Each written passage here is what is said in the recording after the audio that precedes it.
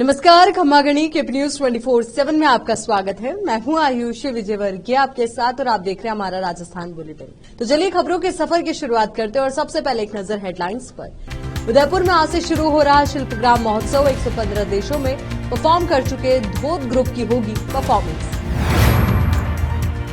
सांसदों के निलंबन के विरोध में कल कांग्रेस करेगी प्रदर्शन, गहलोत पायलट पर टिकी सबकी निगाह।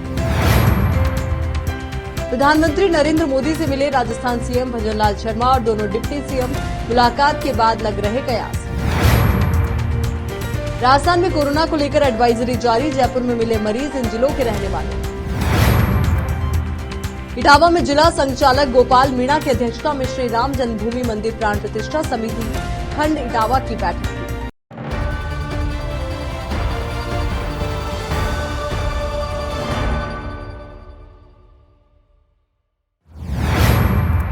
अब देखते हैं समाचार विस्तार से। झीलों की नगरी उदयपुर अपनी सुंदरता के लिए विश्व प्रसिद्ध है। इसी वजह से इसे पर्यटकों का हब भी कहा जाता है। पर्यटन को बढ़ावा देने के लिए यहाँ लगातार सरकारी विभागों की ओर से अलग अलग कार्यक्रम भी करवाए जाते हैं। ऐसे में उदयपुर में एक बड़ा इवेंट होने जा रहा है, जिसमें विश्व प्रसिद्ध 2 म्यूजिक बैंड्स का लाइव कॉन्सर्ट होगा। इसमें राजस्थानी और पॉप स्टार का मिला जुला संगम सुनने को मिलेगा। दोनों बैंड उदयपुर में पहली बार आ रहे हैं। खास बात यह है कि इनमें से एक बैंड 115 देशों में परफॉर्मेंस दे चुका है। उदयपुर में आज यानी 21 दिसंबर से राष्ट्रीय स्तर का शिल्पग्राम मेला शुरू हो रहा है। इस मेले में देश भर के कलाकार तो आएंगे ही, इनके साथ ही 8 महीने तक दुनिया का दौरा करके राजस्थान लौटे वर्ल्ड फेमस कलाकार जयपुर के रईस भारती अपने अंतर्राष्ट्रीय धोत ग्रुप के साथ प्रस्तुति दे। ये मेला अगले 10 दिनों तक चलेगा। आर्टिस्ट और डायरेक्टर रईस भारती का बैंड मेले में 2 दिन परफॉर्म करेगा। ये बैंड कार्यक्रम के दौरान दूसरे दिन फ्रांस के रॉक स्टार यारोल पॉपो के साथ लाइव कॉन्सर्ट करेगा।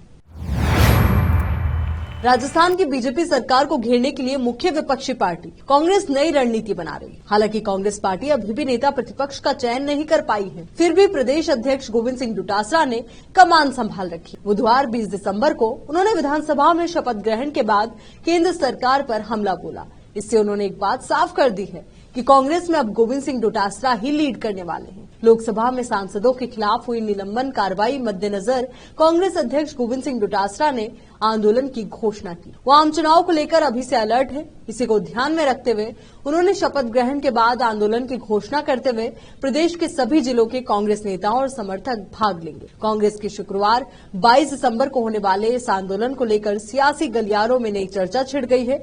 इस विरोध प्रदर्शन में क्या पूर्व मुख्यमंत्री अशोक गहलोत और पूर्व उप मुख्यमंत्री सचिन पायलट शामिल होंगे, इसको लेकर भी चर्चा जारी है। राजस्थान सीएम भजनलाल शर्मा और डिप्टी सीएम दिया कुमारी और प्रेमचंद बैरवा को दूसरी बार दिल्ली से बुलावा आया, जिसके बाद 20 दिसंबर की शाम को ही सीएम और डिप्टी सीएम दिल्ली के लिए रवाना हो गए। बताया जा रहा है कि राजस्थान के मंत्रिमंडल विस्तार की सूची को अंतिम रूप देने के लिए बीजेपी के राष्ट्रीय अध्यक्ष जेपी नड्डा से सीएम और डिप्टी सीएम मुलाकात करेंगे। हालांकि इससे पहले सीएम भजनलाल, डिप्टी सीएम दिया कुमारी और प्रेमचंद बैरवा ने प्रधानमंत्री नरेंद्र मोदी से मुलाकात। प्रधानमंत्री मोदी से सीएम और डिप्टी सीएम की मुलाकात के बाद कहा जा रहा है कि राजस्थान के कैबिनेट की सूची तय हो गई है। पीएम से मुलाकात के बाद इसकी घोषणा कर दी जाएगी। भारत सहित दुनिया के कई देशों में कोरोना के नए वेरिएंट JN1 से चिंता की लहर दौड़ पड़ी। भारत में इस वेरिएंट के मरीज केरल में मिले, जहां बीते कुछ दिनों से कोरोना मरीजों की संख्या में तेजी देखी जा रही है। इस बीच राजस्थान के 2 अलग अलग जिलों से बीते 2 दिन 4 नए मरीजों की पुष्टि हुई, जिसके बाद प्रदेश में चिकित्सा और स्वास्थ्य विभाग ने एडवाइजरी जारी की है। दरअसल कई राज्यों में कोरोना वायरस संक्रमण की बढ़ती संख्या को देखते हुए कोविड-19 एवं श्वसन रोगों से बचाव व नियंत्रण के लिए राजस्थान में परामर्श जारी किए गए हैं।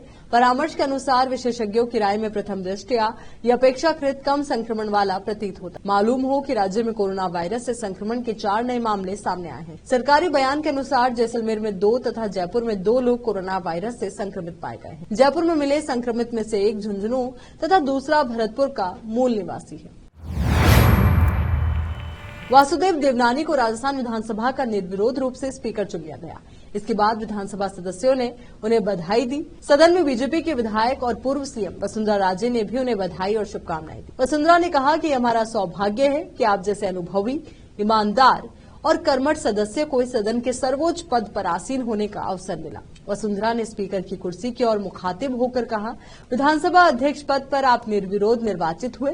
मैं सभी की ओर से आपको शुभकामनाएं दी। ये विधायक के रूप में आपकी लगातार 5वीं जीत है। हम लोग एक साथ कई दिनों के लिए सदन में बैठे हैं। आप जैसे जनप्रिय, ईमानदार और समर्पित जनप्रतिनिधि इस कुर्सी पर बैठे हैं। यह हमारा सौभाग्य है। हम सबको भरोसा है कि आने वाले समय न्यायोचित कार्रवाई देखेंगे। हमें भरोसा है कि हम सबको ध्यान में रखकर हमें अपनी बात कहने का मौका देंगे। यहाँ रुक एक छोटे से ब्रेक के लिए, जल्द हाजिर हूं। हिंदुस्तान के हर कोने में हम हैं मौजूद।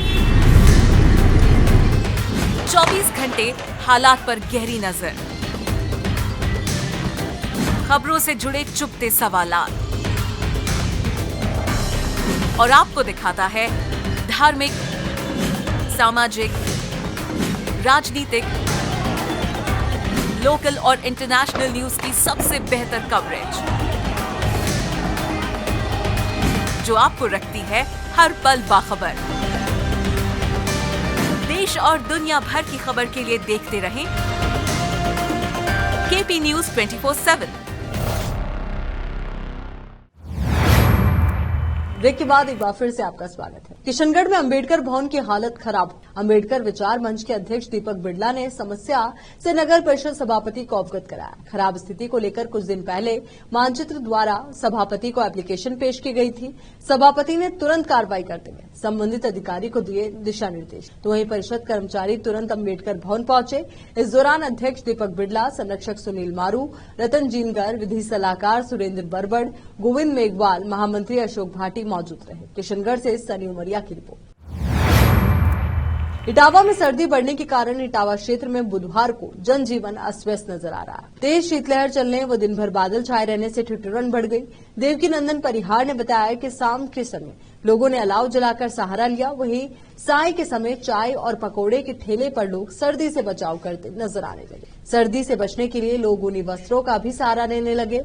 नगर के बाजार और मोहल्लों में भी लोग अलाव जलाकर तापते नजर आए। इटावा से जितेंद्र कुमार नागर की रिपोर्ट। इटावा में श्री राम जन्मभूमि मंदिर प्राण प्रतिष्ठा समिति खंड इटावा की बैठक पोरवाल समाज के राधा कृष्ण मंदिर इटावा पर जिला संचालक गोपाल मीणा की अध्यक्षता में दोपहर 1 बजे संपन्न हुई। बैठक में बजरंग दल कोटा विभाग संयोजक रवि स्वामी का मार्गदर्शन मिला। बैठक में तीनों उपखंड सहित इटावा नगर के संयोजक व सह संयोजक तथा सभी मंडलों के कार्यकर्ता उपस्थित रहे। बजरंग दल विभाग संयोजक रवि स्वामी ने अभियान की सारी जानकारियां दी, साथ ही इस दौरान क्या क्या सावधानियां रखनी है वो सारी बातें बताई। श्री राम मंदिर प्राण प्रतिष्ठा समिति खंड संयोजक रमेश चंद नागर ने अभियान की सामग्री वितरण कर आगामी उपखंड बैठकों की सूचियां बनाकर अवगत कराया। 1 से 10 जनवरी तक कार्यकर्ता प्रत्येक हिंदू परिवार तक टोली में पहुंचकर पत्रक, मंदिर चित्र, पूजित अक्षत देकर आमंत्रित कर। वहीं बैठक में धनराज प्रजापत, विहिप के जिला सत्संग प्रमुख ओम प्रकाश नागर, बजरंग दल जिला सह संयोजक चेतन सुमन, नगर संयोजक अनिल उपाध्याय, रमेश चंद जगरोटिया, ललित सैन, नंद बिहारी पारेता, राजेंद्र गौड़, नीरज पारेता, अभिषेक सैन, कन्हैयालाल मीणा, अयाना, महावीर सिंह सहित कई कार्यकर्ता मौजूद रहे। इटावा से जितेंद्र कुमार नागर की रिपोर्ट।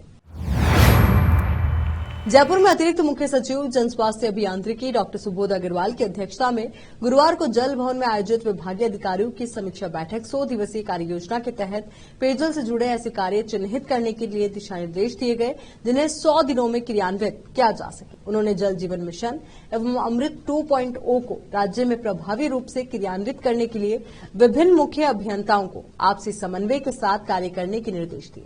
जयपुर से अकरम खान की रिपोर्ट।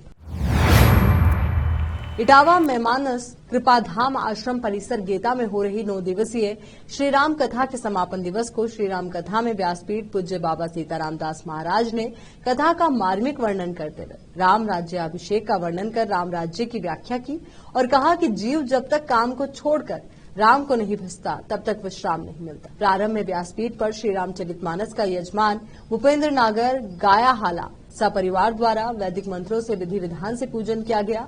श्री राम कथा व्यासपीठ बाबा सीताराम दास महाराज ने बताया कि भगवान राम जब रावण को मारकर अयोध्या वापस आए तो अयोध्या वासियों ने उनका बड़े उत्साह के साथ स्वागत। अयोध्या वासियों ने फूल वर्षा कर तथा घर में उत्सव मनाकर घी के दिए जलाकर के राम, लक्ष्मण तथा सीता का स्वागत। बाबा सीताराम दास महाराज जी ने कहा कि श्री रामचंद्र जी के राज्याभिषेक में समस्त ब्रह्मांड के देवी देवता पधारे थे। सभी ने राम को राजा बनते देखकर अपार हर्ष व्यक्त किया था। सीताराम दास महाराज ने राम राज्य की महिमा का बखान करते हुए बताया कि राम राज्य में किसी भी प्राणी को दुख नहीं था, कोई किसी से बैर भाव नहीं रखता था, असमय मृत्यु नहीं होती थी, सभी प्राणी बहुत सुख से रहते थे। श्री राम कथा में राज्याभिषेक के समय राजा रामचंद्र जी के जयकारों से पूरा पंडाल गुंजायमान हो गया और फूल वर्षा कर राम जी के राज्याभिषेक पर स्वागत किया। भक्त मुकेश नागर हरिलीला ने बताया कि आज कथा का समापन दिवस था। इस अवसर पर हवन यज्ञ कर पूर्णाहुति की गई, अंत में महाआरती की। इसके पश्चात उपस्थित सभी श्रद्धालुओं को प्रसाद वितरित किया गया। इटावा से जितेंद्र कुमार नागर की रिपोर्ट।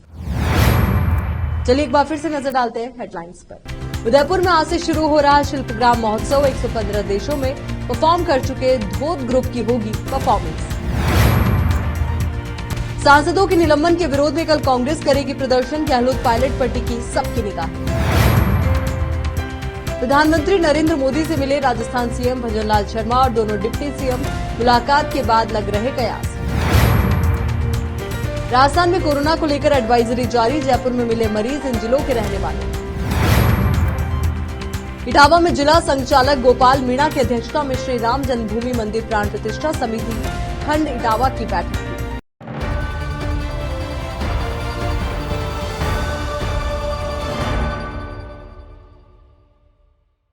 केपी न्यूज के राजस्थान बुलेटिन में फिलहाल के लिए इतना ही। देश और दुनिया से जुड़ी तमाम ताजा खबरों के लिए आप बने रहिए केपी न्यूज 24/7 के साथ। धन्यवाद।